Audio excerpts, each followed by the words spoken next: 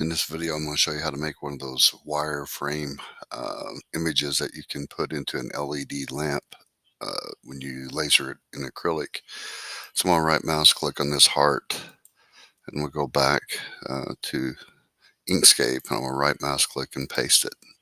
Now the very first thing I need to do is I'm going to hold my control key down and resize it a little bit just so I can see it. Okay, then I'm going to go here to Path, Trace Bitmap, and I'm going to turn on Remove Background and hit OK. So there's my heart. I'm going to delete this one, pull this one back over here, and I don't want it to have a fill. And we'll close this box right here, and we'll come down here to Fill and Stroke. Right here, I'm going to give it a color. I can change the color, so if I want to cut it, I can move over here to red.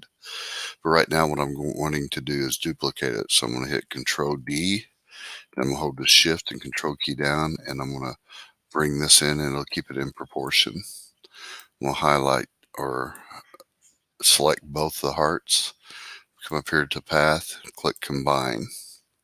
Now I'm ready to go ahead and put the effect into it. So I hit Path Effects, and you'll find these up here in these menus. If they're not over here, you'll find them if you look for them. I'm not an expert with Inkscape, but what I want to do is click this plus sign, and I want to scroll down to Stitch Sub Pass.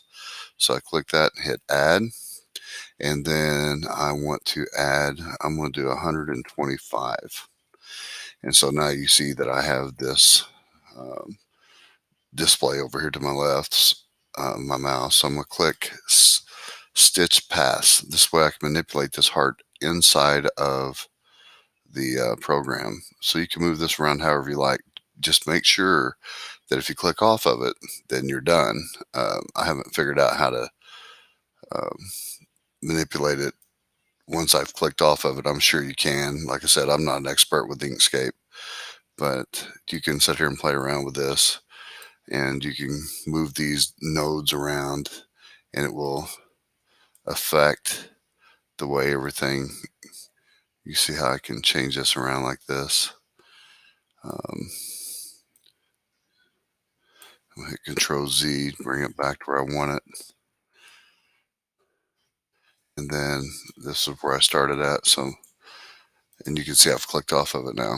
But anyway, now what I want to do is I want to hit Control Shift D, and that opens up this property table. I want to resize it before I take it out to one of my programs to print it. So I want to click Resize Page Content, Resize to Page, and there you go. That's ready to print out on a acrylic sheet or whatever the case is.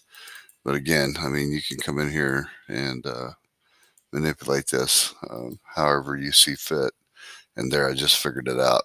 There you go. Once you clicked off of it, all you gotta do is click back on there, and you can manipulate it again. So if I wanted to print that, you can see it's pretty cool looking.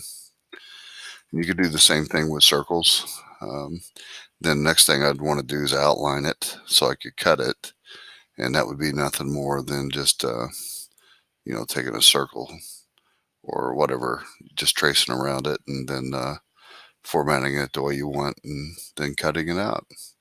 Hope that answers your questions on whether or not you can, the more stuff you add to it, the more effect it will have. So you could add lines to that and everything else, and it will, but that's pretty cool looking heart. Hope that helped you out.